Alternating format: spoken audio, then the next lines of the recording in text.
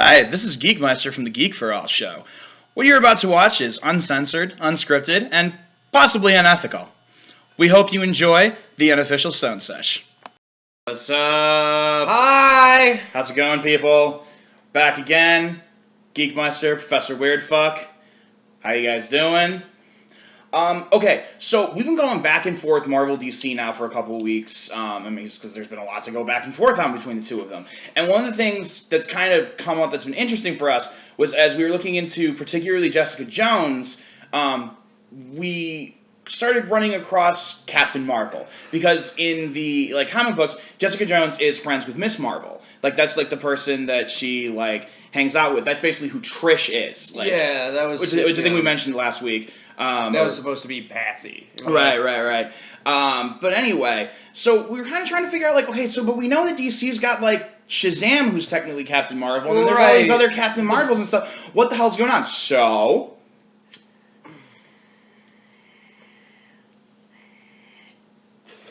we took it upon ourselves to kind of look into it a little bit, see if we could give you guys kind of a really short summary of what's going on there. Now, full disclaimer, we don't really know much about Captain Marvel. No, never really Marvel read the Universe or DC Universe. We don't know too much about. We just know the bare minimum. Yeah, never read Captain Marvel either on DC or Marvel's side. I don't know much, so this was entirely done out of research and everything. So if we're getting minor facts here wrong and everything, once again, we apologize, but we're kind of going on a rough glance here. Comment and, correct us. Or give us information we didn't know before. Yep. But basically, bottom line, how this all started, we're talking Jessica Jones, and then Miss Marvel comes up, and I'm like, oh, yeah, I remember that, I now know that the new Miss Marvel is Middle Eastern. And then I'm like, wait, is that a Marvel thing? Because I remember the irony of DC having a superhero named Captain Marvel. Then I brought up, but that was a little kid who yells Shazam and then turns into this big bulky guy, He-Man style. Yeah. So Alan did some research and explained. All right, so here's basically the gist of it. Back in the 50s, there was a publishing company called Fawcett, and they produced what was called Captain Marvel. Captain Marvel, or Shazam, was their character, actually. In the 60s, the publishing house went out of business, sold off all the comic rights that they had to DC. Right around that same time, though, right in the gap, before DC technically owned that property, and when Fawcett had, officially was no longer going to be producing it, the rights for that comic title basically went up and were for grabs. Anybody who wanted to come out with a Captain Marvel character now could and could name their comic book Captain Marvel. And so Marvel did exactly that. They were like, hey, we're Marvel, we're doing this thing, we've been in competition with DC for a while now, this is kind of fun.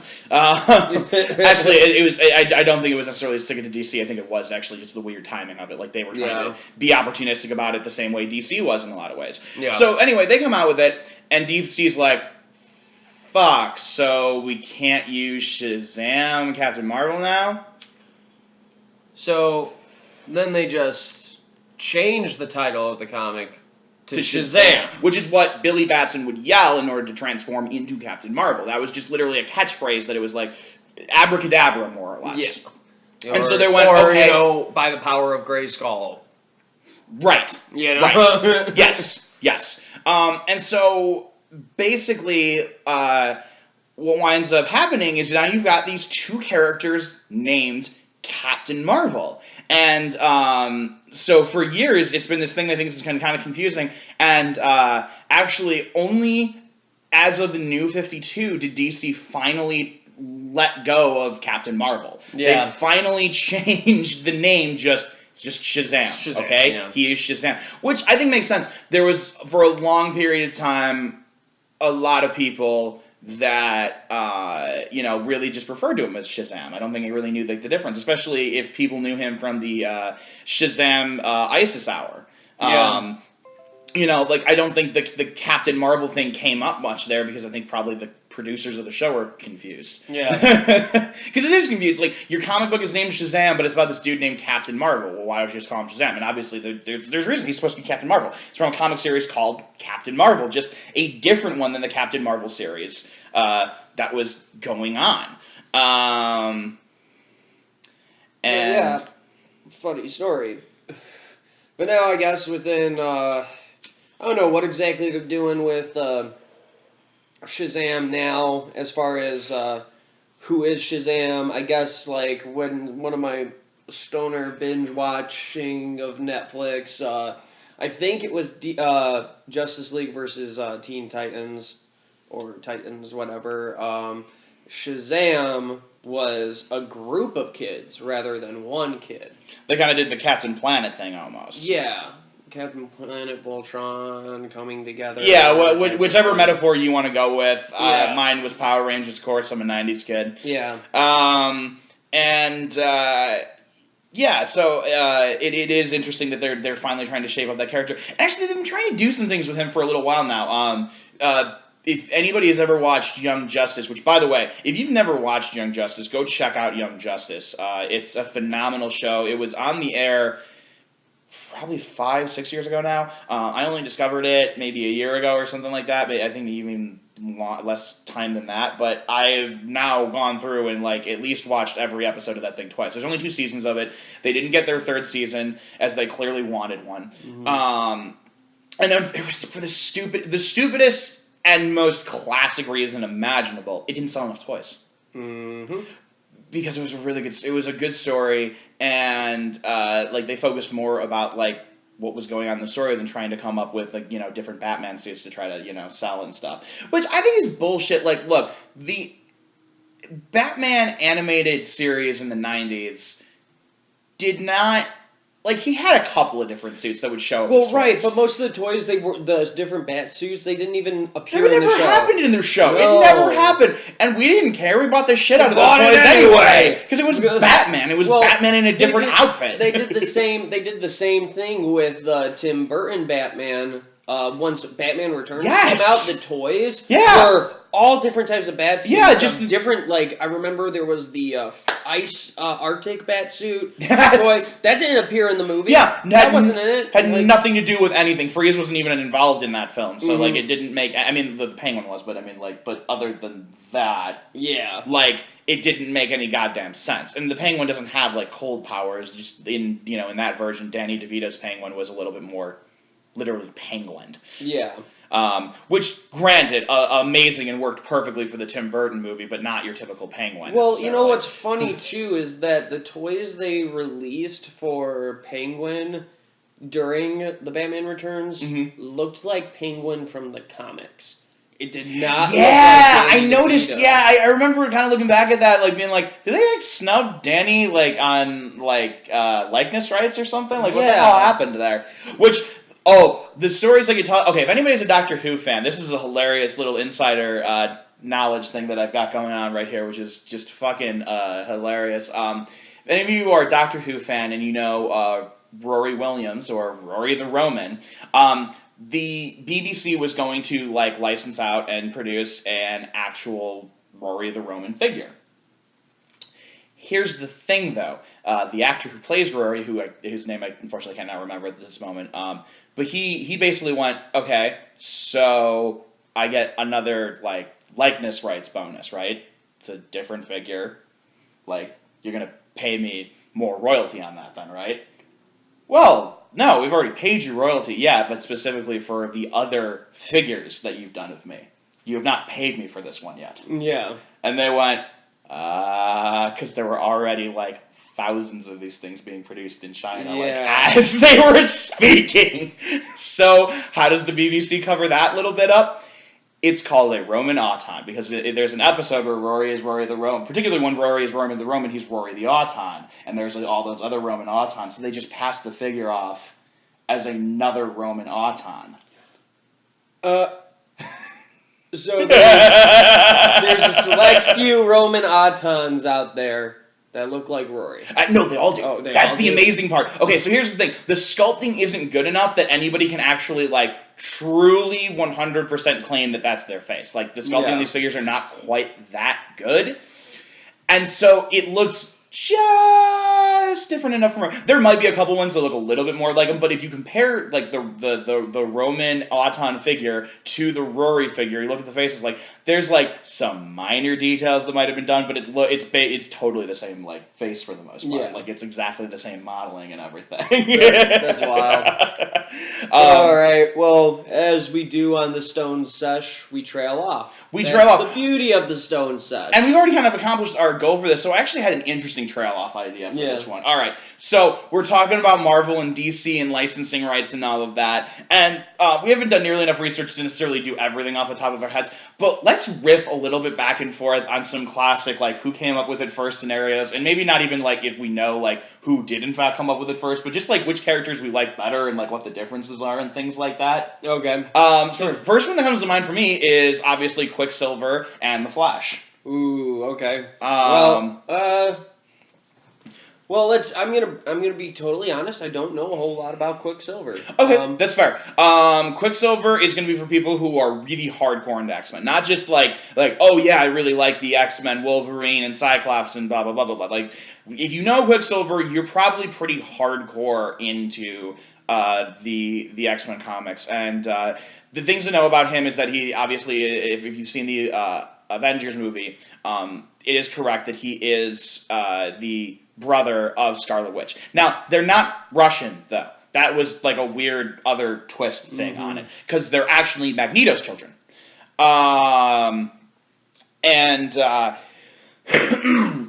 Here's what I will say about it. I'm almost positive on this one that DC had the Flash first. I mean, the Flash goes all the way back to the Gold and Silver Age comics. And I don't believe Quicksilver came around until... I mean, the X-Men definitely was later than that anyway, so... Yeah. But here's what I will say. When you compare, like, the Flash to Quicksilver, one of the cool things, I think, is that Quicksilver is a part of the X-Men, which means inherently he's got that mistrusting world chip on his shoulder. Yeah. Like, that's one of the cool things I think about him. And that's definitely one of the character traits. He goes back and forth between being, like, a true loyal X-Men and one of Magneto's people, which is characteristic of a lot of the X-Men. A lot of them, depending on which comic incarnation or television show incarnation you look at, is going to go back and forth on that a little bit. However, he is pretty much, I think, almost as often with the X-Men as he is with Magneto. And, of course, as many times as the X-Men and Magneto have teamed up, you know. But I think that he is kind of more inherently an interesting character because you put him in that situation, whereas all of the Flashes, there's never been animosity to them for the most part. Like, Superman gets his animosity and everything. Superman gets that, like, well, can we trust somebody this powerful and all of that and blah, blah. Flash has not faced that, at least on the same level. He has sort of, in a roundabout, like, with, like, all, like, whenever the subject comes up for the purpose of all superheroes, of course, he gets brought up and mentioned as involved in everything. But I don't think he's really had that spotlight of, oh, he might be too dangerous to blah, blah, blah, blah, blah. He's actually always very much like the ally of the people and like a guy that you can depend on type. Like, he's always sort of like from the Golden Age on sort of has been. He's actually been possibly a shinier beacon of hope in a lot of cases than Superman. And Superman kind of is the shiny beacon of hope. But, you know, honestly, the Flash is even a little bit more so because... and I mean, even, you know, there's something just inherently a little bit more lighthearted about the Flash. The Flash that everybody knows and kind of is most familiar with is Barry Allen, and Barry Allen is a comic relief.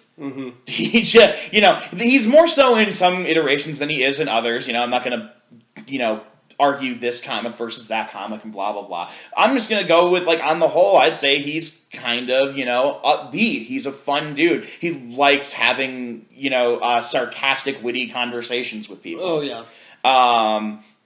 And so, I think, so for me, for Quicksilver versus Flash, I think Quicksilver is the more interesting character, but I think Flash is actually the more fun character. I enjoy watching Flash. Oh, yeah, absolutely. Anything with, like, Quicksilver. I don't know. It really depends. I mean, Flash, here's the thing to me. Like, okay, Quicksilver, what I do know about Quicksilver is Marvel movies. So like X-Men, Okay. Days of Futures Past, and what else? He was in two. He was in two of them. Well, Avengers. Oh, no, Quicksilver. First Class. Oh, First Class. He was in First Class and Days of Futures Past. No. He was in Days of Futures Past, and he's going to be in the Apocalypse movie. Right. And then there's Quicksilver, which I love the actor that plays him in that movie. Like that Quicksilver is awesome. I love the sequence they did where he puts on the classical music and it's going through how he runs through how fast he is and him just fucking with people, and then.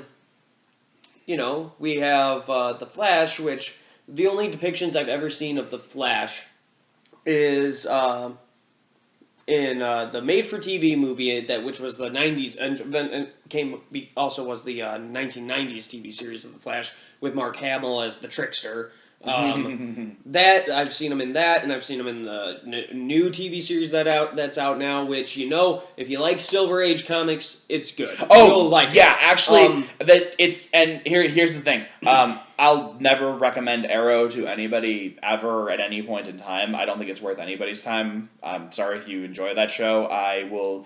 I maybe we'll go into a segment later where I just trash Arrow for like a half an hour. I'll be willing to do that if maybe we want it. But for right now, I'll just say I would never recommend that show. But The Flash, on the other hand, is actually pretty good. It's fun. It's ridiculously campy, like obnoxiously so at times, but fun. And there's the actors are pretty good, and there's actual quality chemistry going on between them, and it's just inherently kind of a fun show. It's a bit silly, but it's got some heart to it. And I again, if you're a fan of Silver Age comics, highly recommend The Flash. It's on the CW right now. It's really good.